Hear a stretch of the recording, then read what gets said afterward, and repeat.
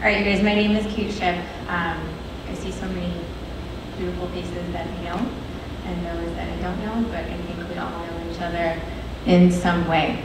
So what I wanted to start with was a reading that was very transformational in my healing experience about 5.5 years ago. So if you guys would close your eyes if that's comfortable, or just a downwards gaze. Okay? So the reading comes from the book, The Dark Side of the Light Chasers by Debbie Ford, but she's actually quoting another book called Love and Awakening by John Wellwood. So in this book, he uses the analogy of a castle to illustrate the world that exists within us. So imagine being a magnificent castle with long hallways and thousands of rooms. And every room in the castle is perfect and possesses a special gift. Each room represents a different aspect of yourself, and it's an integral part of the entire perfect castle. As a young child, you explored every inch of your castle without any shame or judgment. And fearlessly, you searched every room for its jewels and its mystery. You embraced every room, whether it was a closet, a bedroom, a bathroom, or a cellar. You knew every room was unique, and your castle was full of light, love, and wonder. Then one day, someone came into your castle and told you one of your rooms was imperfect, and it surely didn't belong in your castle. They suggested if you wanted to have a perfect castle, you needed to close and lock that door to that room. Since you wanted love and acceptance, you quickly closed off that room. And as time went by, more and more people came into your castle, and they all gave you their opinions of the rooms, which ones they liked and which ones they didn't. And slowly you began to shut one door after another. Your marvelous rooms were being closed off, taken out of the light, and now in the dark. You closed more and more doors for all kinds of reasons. You closed doors because you were afraid, or you thought your rooms were too bold or too conservative. You closed doors because other castles didn't have rooms like yours. And you closed doors because your religious leaders told you to stay away from certain rooms and because they didn't fit into society's standards. The days were gone when your castle seemed endless and your future exciting and bright, and you no longer cared for every room with love. Rooms you were once proud of, you willed to disappear. You figured out ways to get rid of these rooms, but they were still part of the structure of your castle. You had shut the door to whatever rooms you didn't like or what others didn't like, and as time went by, you forgot about that room altogether. It became a habit. And with everyone giving you different messages about what a magnificent castle should look like, it became so much easier to listen to them than to trust your own inner voice, the one that loved your entire castle. Shutting off those rooms started to make you feel safe, and soon you found yourself living in a few small rooms. You learned to shut off life and became comfortable doing it. Many of us also locked away so many rooms we forgot we were even a castle. We were a small 2-bedroom house in need of constant repair. Now, if you will, imagine your castle as the place where you house all of who you are, the labeled good and bad. One of your rooms, love, the other, courage, elegance, grace, creativity, honesty, integrity, health, assertiveness, sexiness, power, timidity, hatred, rage, greed, laziness, arrogance, sickness, and evil are all rooms inside your castle. Each room an equal essential part of the structure, and it has an opposite somewhere.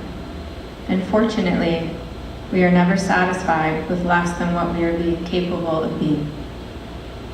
Our discontent with ourselves motivates us in search for all of our lost rooms.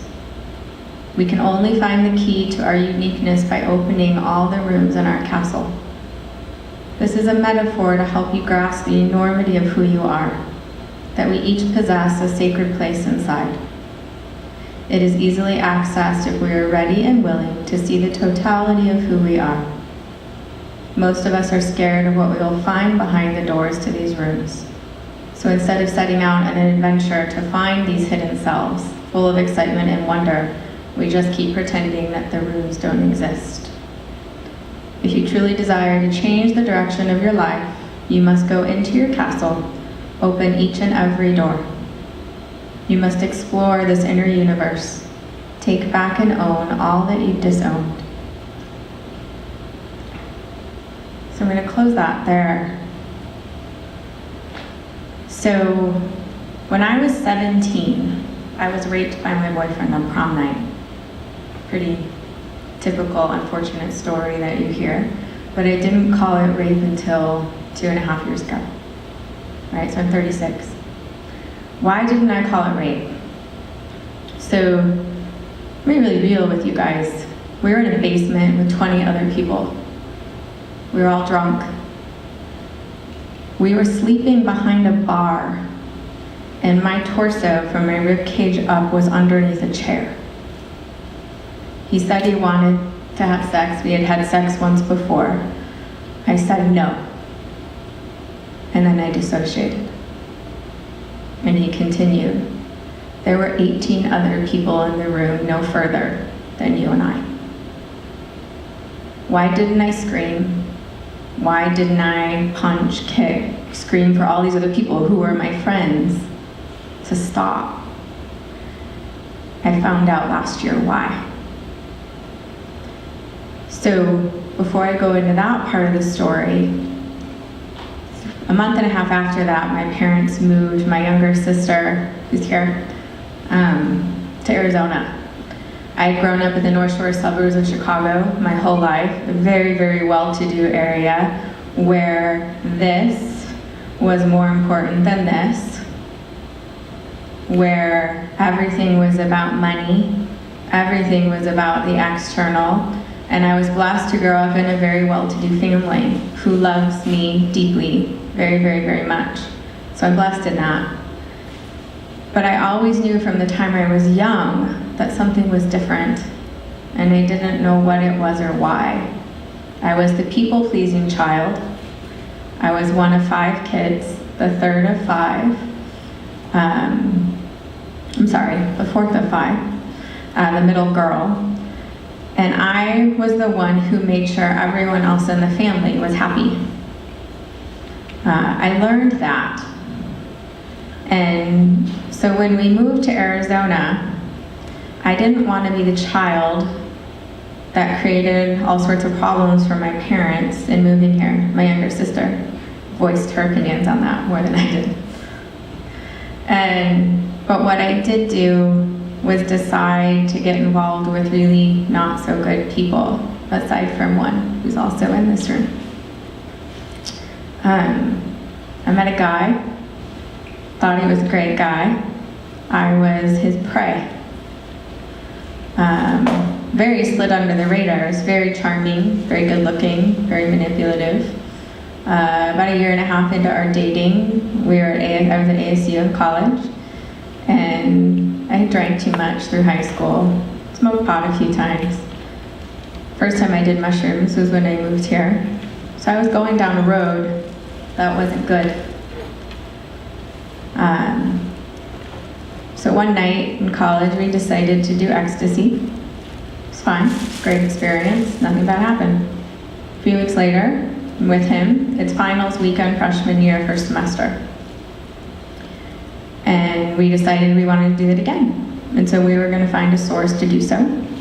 We went to a friend of his house, who I didn't know any of the people that were there. And I took what I thought was ecstasy. Ended up, I was drugged. I was given 17 different methamphetamines and roofies that night. About 2 hours after that happened, I went into epileptic coma, and I don't remember much until I woke up in the hospital. What I was told was that I was in seizures all night in one of the beds of the home. My body remembers being raped pretty viscerally that night with knives. I remember being told that the doctors told my parents that I probably wouldn't wake up. And if I did wake up, I'd probably be a vegetable, or not knowing what had happened, or remember anything about life per se. So I was blessed. My family grew up very spiritual. We had healers We had shamans, we had people that we knew. And so my parents employed them to come in and basically help save me. And when I woke up in the hospital, I saw Jesus next to me on the left side. And that very quickly turned into my healer, Kent, who has now passed, but was an integral part of my family. And I remember him saying, "It's nice to see you again." And I went back to sleep. I woke up, and I remember the first thing I said in the hospital was, "I need to go take my finals." And everyone laughed, right? I had no recollection of why everyone was laughing, why I was there, what the hell happened. Last thing I remembered, I took a pill in this person's house, and that was that. It took me a long time to recognize I blamed myself for taking the pill. And then I recognized that I was drugged. Yes, I made a choice, but the choice that I had made was not what had happened to me. So the shame and guilt of that carried with me for 18 years. It wasn't until last year that I was able to say that I was victimized in that. So it became a journey. For a long time, I wanted to be an advocate for drugs in teens. And that didn't happen at that time. And so I continued through college and on and off dating that same guy. Fortunately, finally realized how stupid that was and got him out of my life. And then I met my husband, who's in this room. And thank the Lord I'd had horrible experiences with men before, because I probably would not have ever wanted him had that happened. You know, people refer to him as the knight in shining armor. He doesn't always love that, but I'll give that to him. And started dating. It's a beautiful experience, and fell in love very quickly, got married. So we have two beautiful children, 10 and 8. When I was pregnant with my son, so 2006, my right hip started hurting really badly, and I didn't understand why. All through labor, my body didn't like being pregnant. When early labor at 30 weeks, had to fight my body to keep him in for a while. And then different things started happening. This right pain kept showing up right in where your hip hits your pelvis, your psoas muscle. And it just never went away. And then after I had him, I had what now I know as postpartum depression. I didn't know what that was then. And I didn't know that I had it when I had it. But I would have outbursts of anger that were unexplainable, that didn't fit the situation. I would have severe anxiety. I didn't know it was anxiety, because that was the world I lived in. And it wasn't until someone said that's not normal, that's not healthy, that I was able to understand something's not right. And so it was February 2007, my son was born October 2006, that my husband comes home and he says, "I bought you something." I said, "What?" He goes, "It's a gift certificate for yoga." Okay, he's like, "You need to go de-stress." Little did I know that gift would be the gift that completely transformed my life. From day one of that class, and I took a yoga class. As I said, we grew up very spiritual from the time I was about 12 on. We had a Catholic upbringing, but some things happened in my parents' life that changed a lot of that. And so yoga became the embodiment of all these spiritual teachings that I had had about how we are whole, we're not broken. I don't buy into the diagnosis that even if you have Ptsd, which I was diagnosed with last year, that I was broken, ever. We are always whole. We just forget our wholeness because we live in 2 rooms instead of a castle, right? So yoga started to teach me how to feel back into my body, and I didn't know I wasn't in my body.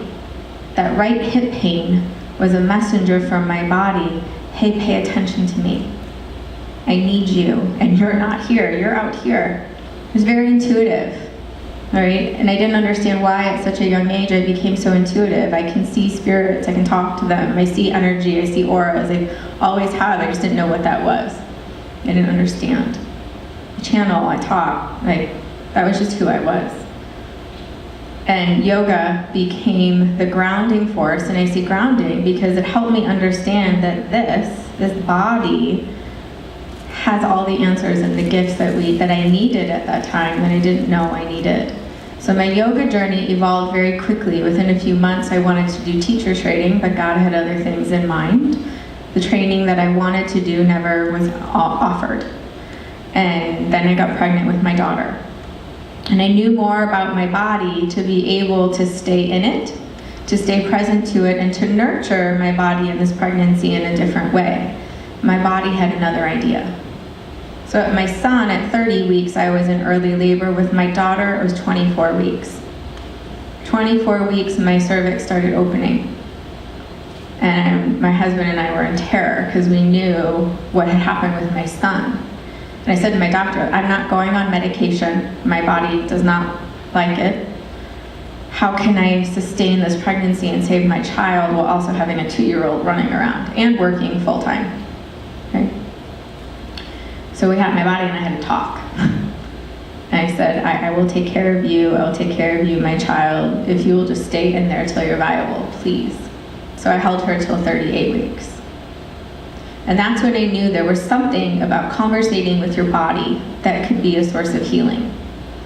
I still didn't understand the science or anything behind it. I'm very left brain, so I want to know the why, right? Have deep faith, still want to know the why. So my daughter was born May of 2009. It was a very different experience afterwards. And finally, it was May of 2011 that I enrolled in yoga teacher training at the Southwest Institute of Healing Arts here in Tempe. And through that process, I started understanding the science of yoga and the science of the brain and the science of trauma, and recognizing, okay, I was raped at 17, I was raped and all these other things at 18.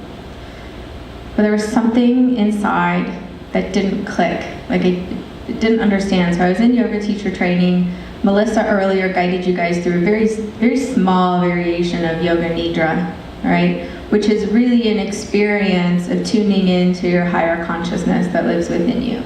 It's basically like, as Pema Chodron, Buddhist teacher, would say, you are the sky, everything else is just the weather. All right, so Yoga Nidra teaches you to be the sky.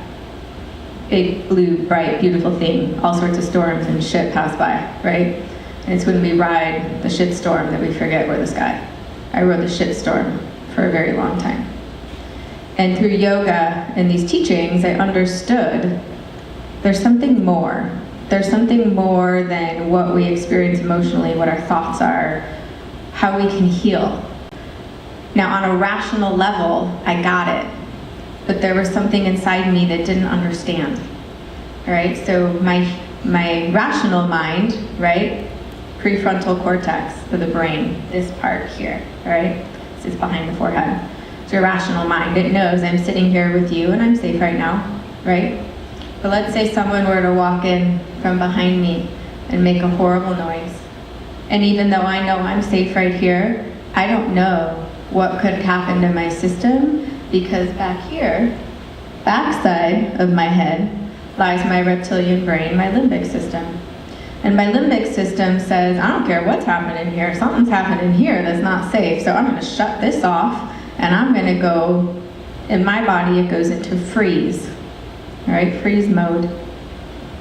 And no matter what would happen, I couldn't tell myself that I was safe, and my body didn't believe it, right? So you know a lot of people who live in their head, and they walk around really floaty and really spacey, and you know, they're not able to center and connect with you, look eye to eye, things like that. They're stuck a lot in their limbic system because their emotional body has taken over. And as much as their rational mind says, you're safe, this is okay, like you're okay, your limbic system, which overrides, says, no you're not, no you're not, no you're not. Yep, she's fine.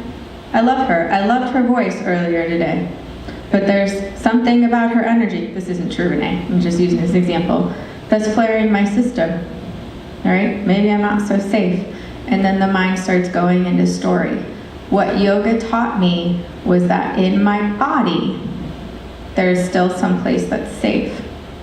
So when I learned to find the safety in my body, it learned to override my brain. And that's when I started realizing, yes, our thoughts create our emotions, but our energy creates our thoughts. Our energy tells the brain, almost like it goes through a matrix of experiences in life that says this is safe or this is not safe based on what's happened to me before. And so PTSD, all right, people would say, well, just let those experiences go. They're over. Get over it. The past is done, right? How many of you have had that? People say, get over it. It's over. It's done. And you want to be like, F off, right? Like, yeah, but no. It's because there's a part of you that's still operating in that age of when the trauma happened.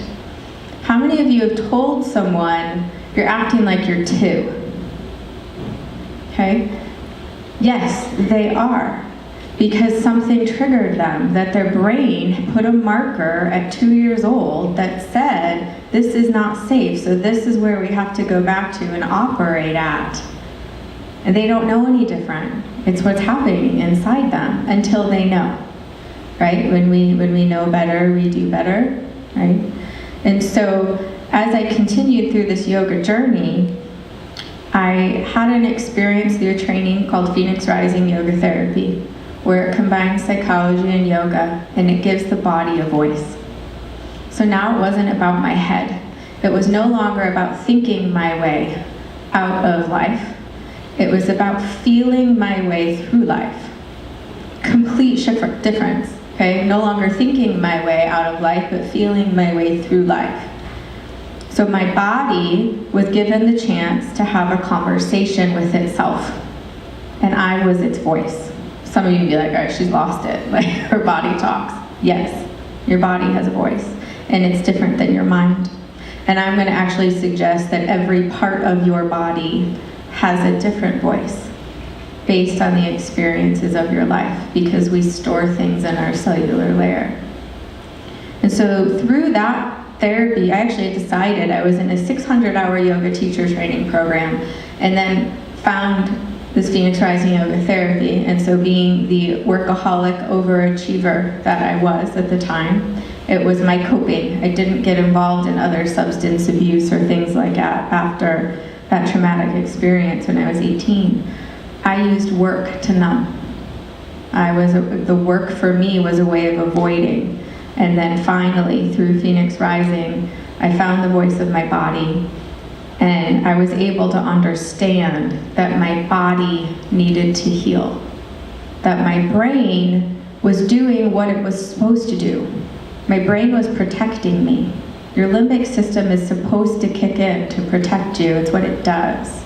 Your body is then storing what's happening to you, all right? So I'm gonna fast forward a little bit, you guys. 2012, I finished 600 hours of yoga teacher training and 750 hours of yoga therapy training and Reiki master training and other things. You do the math on the number of hours. Right now, I think I have over 2,000 hours of yoga training, okay?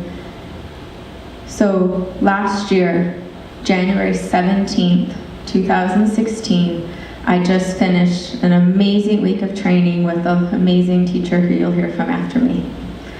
And it was a Saturday. That Sunday, doing my thing at home, I go to the bathroom, come out of the bathroom, my husband says, I think we lost Bella.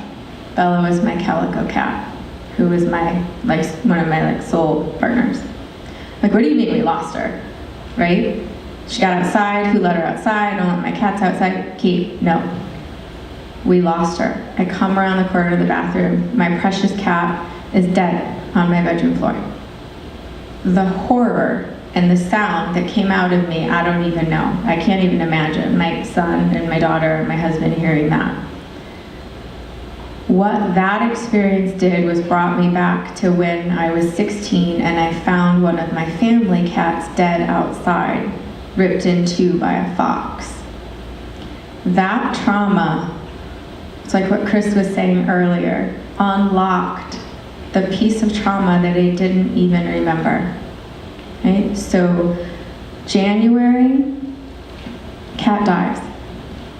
My system gets systemic candida. The month of February last year, healing.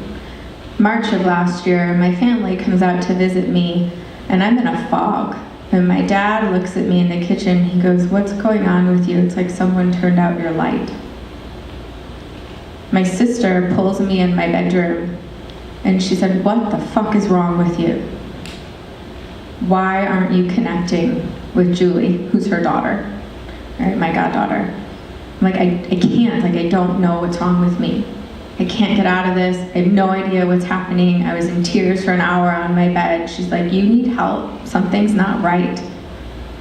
And I'm like, "I don't know. This all started, back to when Bella died. And yes, it's, and she understood that nature of it, but there was more." So my family connected me with a therapist, and the next day, my therapist and I meet, and the journey of the diagnosis of PTSD began. And I was like, "What? I have PTSD?" I help people with PTSD every day. I had a private practice, thriving private practice. I would see 15, 16 private clients a week. I owned a yoga studio in Glendale. I was like, thought I was on top of the world, right? And with that diagnosis came, well, what does that mean? And then I understood a little bit more about why I was the way I was.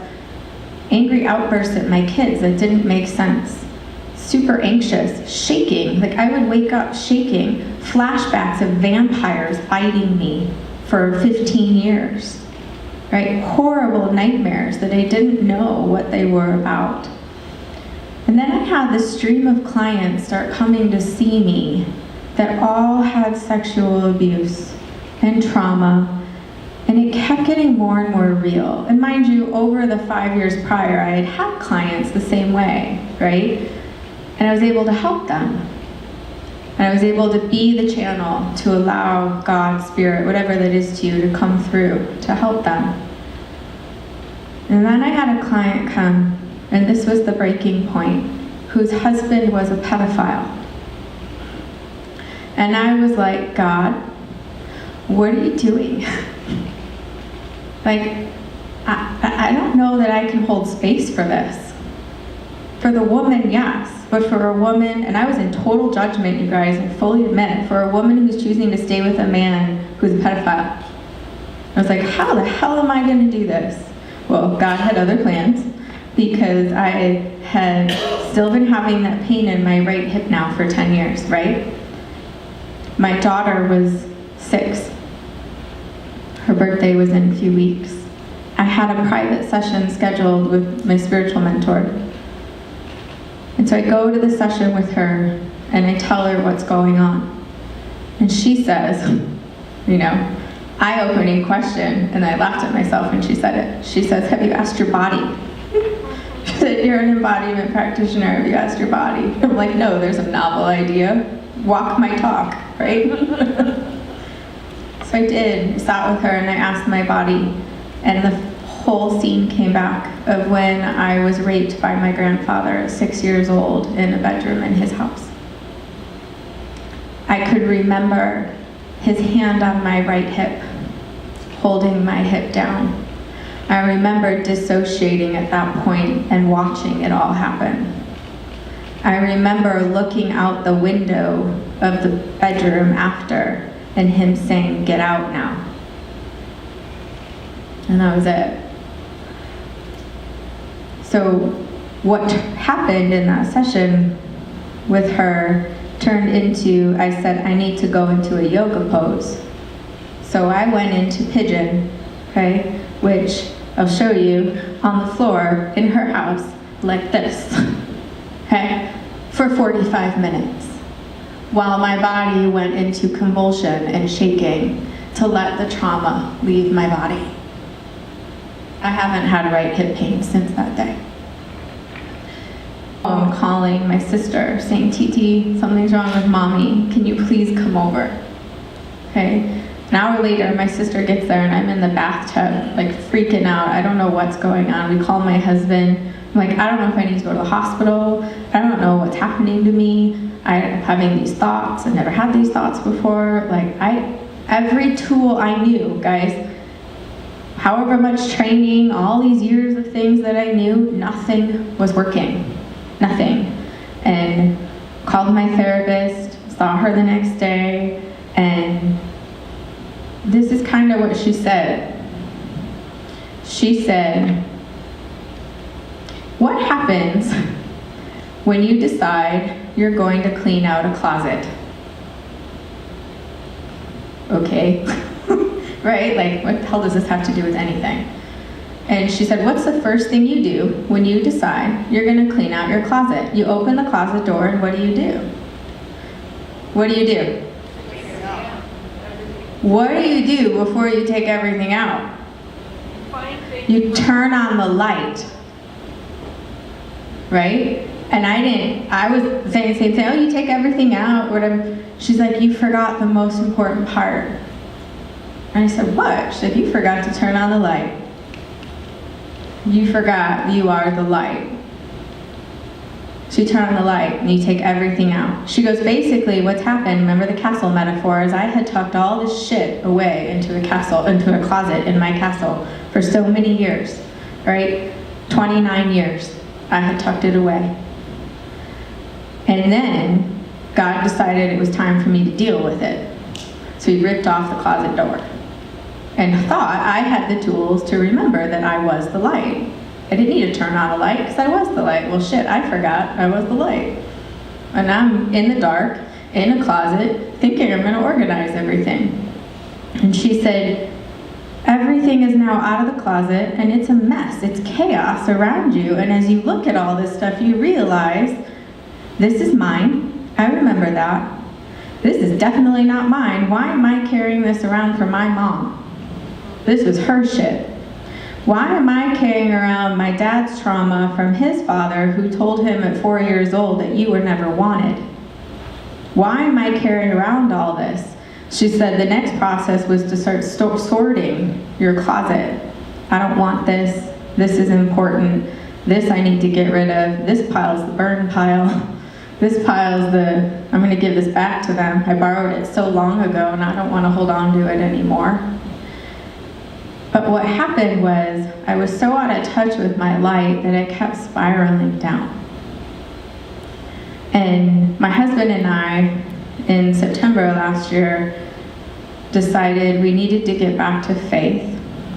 I promise this won't turn into a religious talk, but we decided to go to church. We lived across the street from CCV. And you guys, I can tell you that every day before that day and even after, I was like this. Like I couldn't stop shaking. My whole body was like this all the time and I didn't understand that it was just trying to release things out. But we walked into church that night and I felt something that I don't ever remember feeling ever in my life. And I just started crying. And I cried for an hour straight. And every time I walked in there, I would cry because I felt something that I didn't understand. Now what I've come to know is, from a very young age, at 6 years old, my body had interpreted love, joy, pleasure, passion as unsafe. So anytime I would be around people who loved me, I would trigger. Anytime I had been around pleasure, intimacy, shut down, dissociate, check out, whatever, right? When my kids would come up in joy and hug me, I would get angry because it wasn't safe to my body. Because every time my body remembered feeling pleasure, mind you, yes, I was 6, but the body at 6 years old still associates that kind of just disgusting intimacy of a grandfather to a 6-year-old girl. The body still thinks that's pleasure. It doesn't know any different. Something inside knows it's wrong, but the body didn't, right? So it became a journey of reteaching my body how to feel safe, to feel what we would call the happy emotions, right? I was much more comfortable being angry, bitter, pissed off, rage, resent. That was fine. You know, happy, joyful, loving, kind, all that. Yeah, outwardly, I wore that beautiful mask. Inwardly was terror inside. So I found a different therapist because that therapist believed in exposure therapy. And I don't know if you're familiar with exposure therapy, but it basically wants you to titrate your ability to handle these traumatic situations until your body has built up a tolerance to it, where it no longer traumatizes you. That wasn't working for me. So I found a trauma specialist. And what she told me was, she's like, I won't do any further trauma therapy with you until I know you're emotionally resilient enough to process what's gonna come up for you. Okay. Well, 3 weeks after that, after a doctor had wanted to medicate me and I had an adverse reaction to the medication and ended up in the ER. 2 days later, my husband and 2 of my friends rightfully advised me to check myself in a mental hospital. So October 26th of last year, I did. And it was so divinely appointed that my crisis nurse's name was Angel. Okay? And my nurse, the rest of the time, his name was Michael. And he wore a Jesus necklace. Okay? And I was on the patio writing, and I'm like, God, how the hell did this happen? How did I get here? Like, what am I doing? Pastor comes outside. Hi, I'm Pastor Preston. I'm here to talk with you. I'm like, okay. And I speak with him for an hour, and he said, Kate, you still have, even Jesus had to come down from the mountain and be human. He said, you're so connected to your spirituality. You could guide someone on the most beautiful spiritual journey, but you need to allow yourself to be human. So I get out within a few days. I take a month and a half off work, and I'm reevaluating what I need to be doing with my life. I'm practicing yoga, I'm hiking, getting reconnected to my body. And what I learned as I was seeing one of my yoga teachers, I couldn't roll out my mat, which had been my safe place for 6 years, without being triggered. My yoga mat became a trigger. Why? Okay.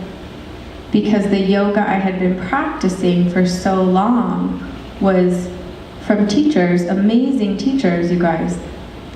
But it wasn't now what is known as trauma-sensitive yoga.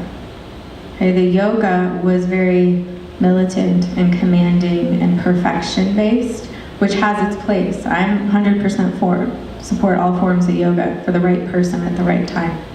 Okay, but for me, being on my mat and having an instructor tell me how I needed to look in a pose and perfect it made my mind go into, you're not perfect as you are.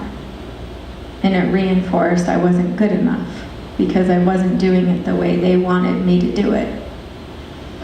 So as I started practicing a different kind of yoga, and then my teacher said to me, that, pointing to a yoga mat, is not yoga. That's a piece of rubber on the floor. You know, and she called me out on my shit. She's like, you know this.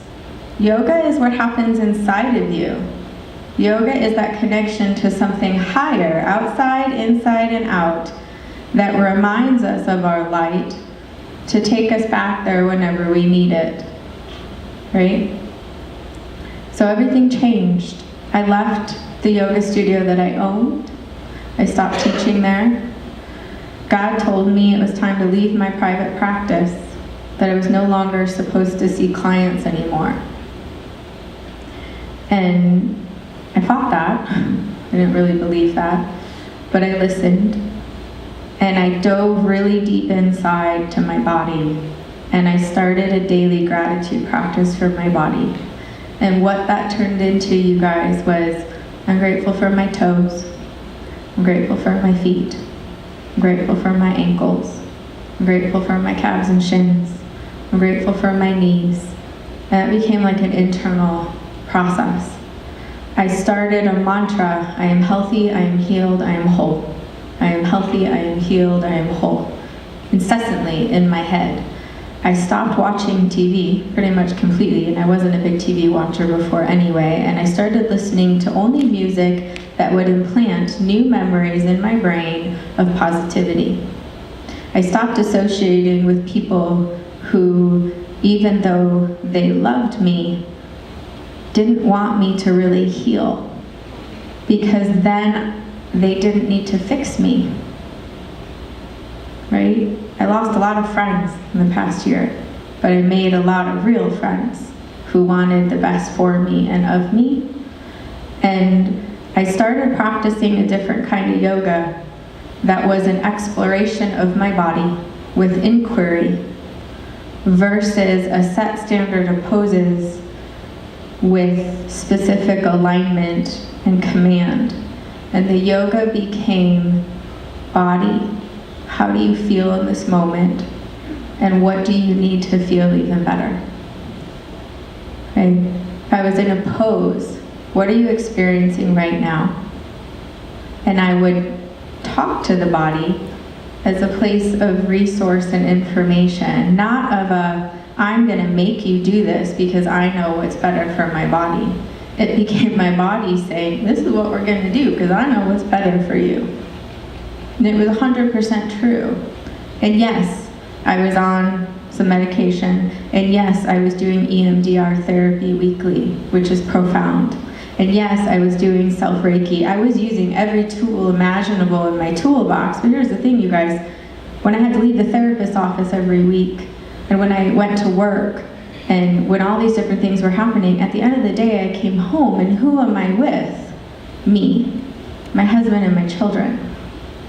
And I can tell you, knowing that my kids saw their mother on the floor in a fetal position in my bedroom, shaking and crying, and unable to get up and help get breakfast together for them before school, still, like, my heart just, ugh.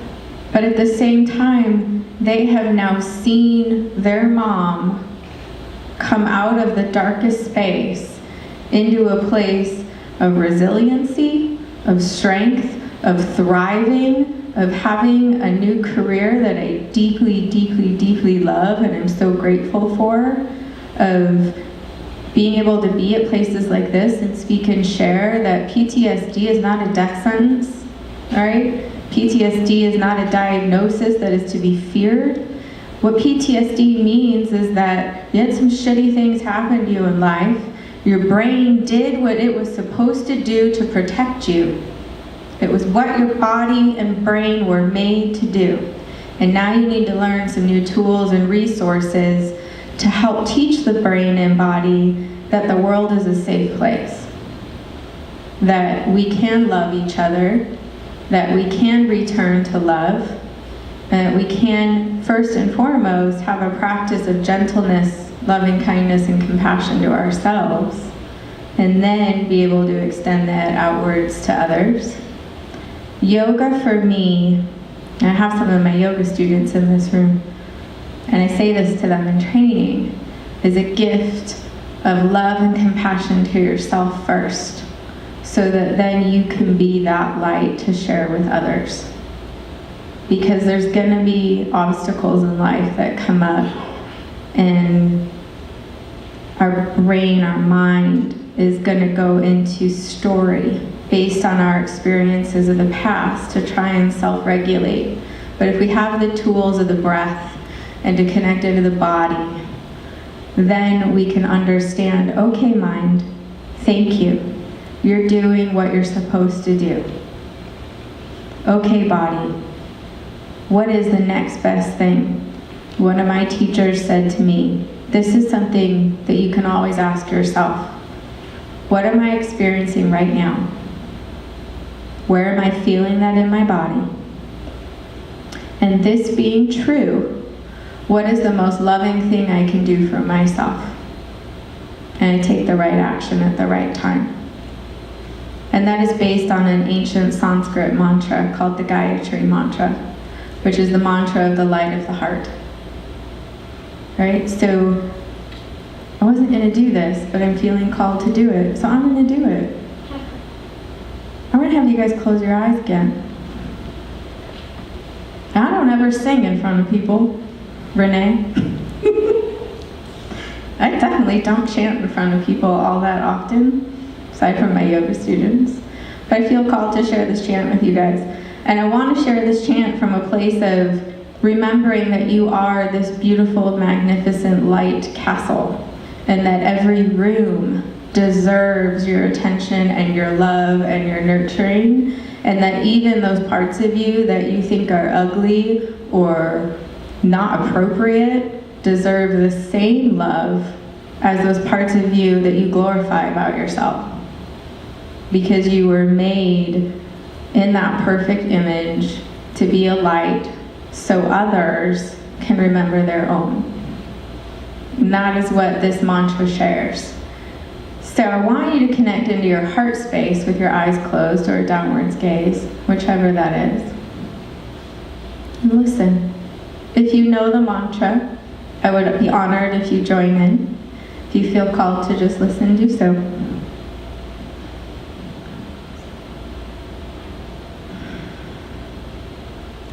Om Bhurrbhuva Swaha Tat Savitur Varenyam Bhargo Devasya Dhimahi Dhiyo Yona Prachodayat.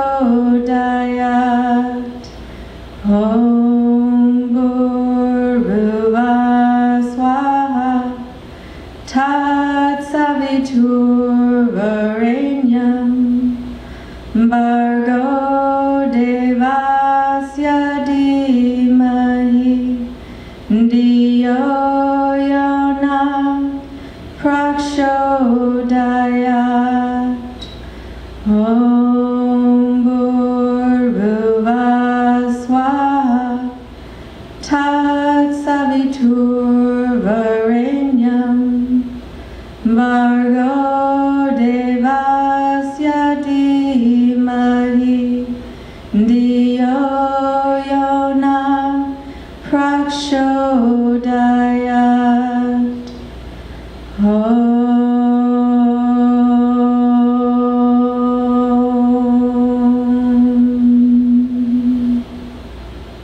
May there be peace in all beings and all worlds.